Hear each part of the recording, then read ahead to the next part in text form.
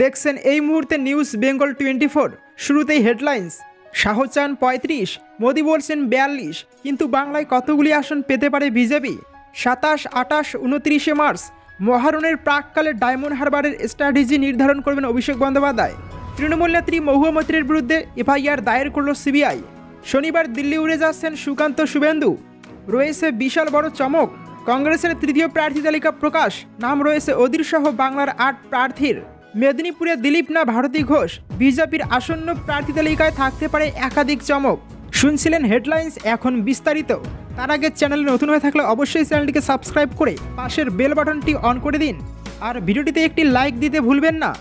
শাহজাহান ৩৫, মোদি বলছেন ৪২, কিন্তু বাংলায় কতগুলি আসন পেতে পারে বিজেপি? লোকসভা নির্বাচনের ঘণ্টা বেজে গিয়েছে দেশে। ৭ দফায় বাংলা সহ দেশের একাধিক রাজ্যে ভোট হতে চলেছে। ভোট ঘোষণা হতেই ময়দানে নেমে পড়েছে বিজেপি সহ সমস্ত বিরোধী দলে। গত বিধানসভা নির্বাচনের মতো এবারও লোকসভায় বাংলাকে পাখির চোখ করেছেন মোদি সহ নাড্ডারা। ইতিমধ্যেই কয়েক দফায় বাংলায় প্রচার সেরেছেন প্রধানমন্ত্রী, আর সেই সভা থেকে রাজ্যের ৪২টি লোকসভা আসনেই বিজেপিকে জয়ের ডাক দেন। যদিও ৩৫টি লোকসভাকে টার্গেট করে ময়দানে শুভেন্দু সুকান্ত জুটি। গত কয়েক মাস আগেই বাংলায় এসে লোকসভায় ৩৫টি আসনের টার্গেট সেট করে দিয়ে গিয়েছেন অমিত শাহ। সেই মতোই ঘুটি সাজাচ্ছেন বঙ্গ বিজেপি নেতারা। আর এর মধ্যেই বাংলা থেকে কমপক্ষে কতগুলি আসন বিজেপি পাবে তা জানিয়ে দিলেন কেন্দ্রীয় স্বরাষ্ট্রমন্ত্রী। সর্বভারতীয় এক সংবাদ মাধ্যমের বিশেষ এক অনুষ্ঠানে যোগ দেন অমিত শাহ, আর সেখান থেকে লোকসভা ভোট নিয়ে কার্যত খোলামেলা আলোচনা করেন, একাধিক ইস্যুতে কথা বলেন। আর সেখানেই বাংলা থেকে বিজেপি কতগুলি আসন পেতে পারে তা নিয়ে প্রশ্ন করা হয় অমিত শাহকে। প্রত্যুত্তরে তার স্পষ্ট বার্তা, ন্যূনতম ২৫টা আসন এবার বাংলা থেকে বিজেপি পাবেই। মমতা বন্দ্যোপাধ্যায়ের শাসনকালে বাংলার মানুষ অতিষ্ঠ হয়ে উঠেছে। এই অবস্থায় প্রধানমন্ত্রী নরেন্দ্র মোদীর মধ্যেই আশার আলো পশ্চিমবঙ্গের মানুষ দেখতে শুরু করেছেন বলে ওই অনুষ্ঠানে দাবি করেন অমিত শাহ। তার আরও দাবি, পশ্চিমবঙ্গে কোটি কোটি টাকার উদ্ধার হয়েছে, দুর্নীতির চরম জায়গায় পৌঁছে গিয়েছে। অন্যদিকে সিএএ নিয়েও রাজনীতি করা হচ্ছে বলে মনে করেন অমিত শাহ। বলেন, স্বাধীনতার পর থেকে কোটি কোটি মানুষ নাগরিকত্ব থেকে বঞ্চিত হয়েছেন। দীর্ঘদিনের দাবি ছিল সিএএ, তা কার্যকর করা হয়েছে, কিন্তু সিএএ নিয়েও রাজনীতি হচ্ছে বলে দাবি স্বরাষ্ট্রমন্ত্রীর। তবে বাংলায় কম হলেও ২৫টা আসন বিজেপি জিতবে বলেও আত্মবিশ্বাসী তিনি।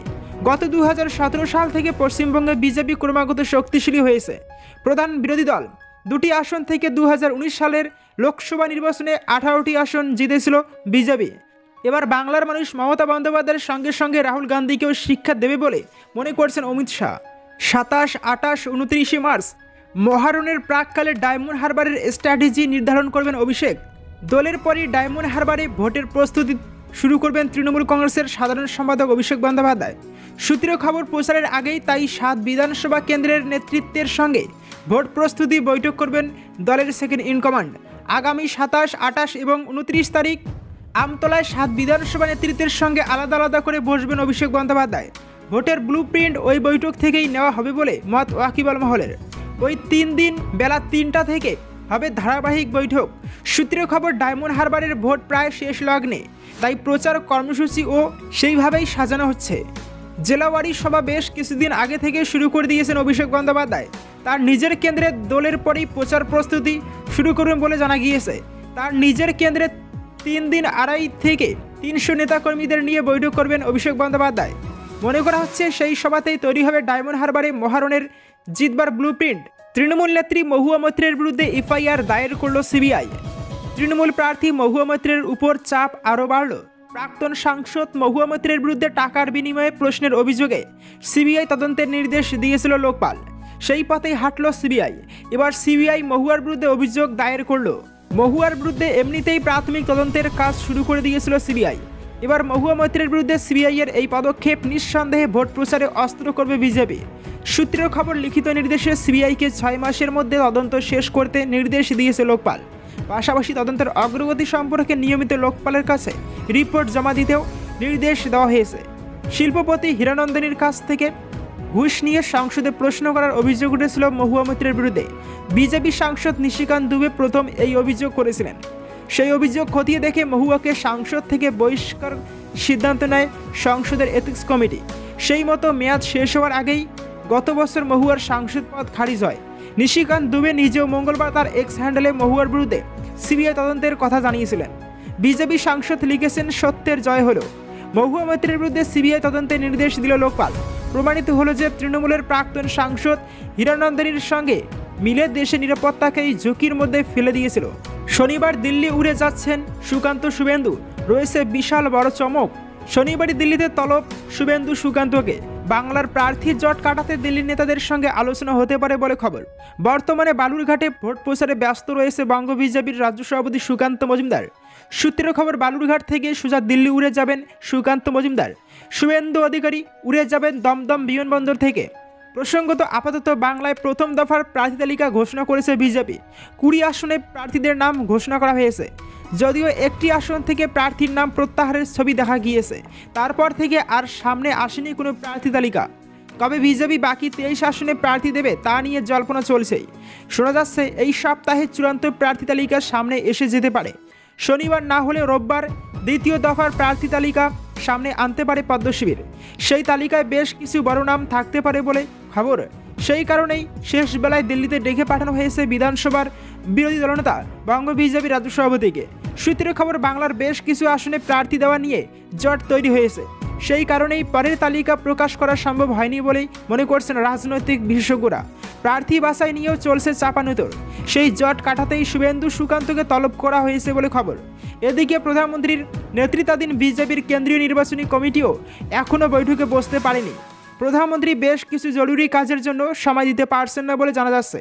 এই সব মিলিয়ে বিজেপির পরের প্রার্থী তালিকা সামনে আনতে আপাতত দেরি হচ্ছে বলে মনে করা হচ্ছে। একই সঙ্গে শনিবারই একটা বড় মাপের চমকের দেখা যেতে পারে বলে খবর। শোনা যাচ্ছে ওই শনিবারই বড় মাপের কোনো নেতা বিজেপিতে যোগ দিতে পারেন। তা নিয়েও চলছে চাপানুতর। কংগ্রেসের তৃতীয় প্রার্থী তালিকা প্রকাশ। নাম রয়েছে অধীর সহ বাংলার 8 প্রার্থীর।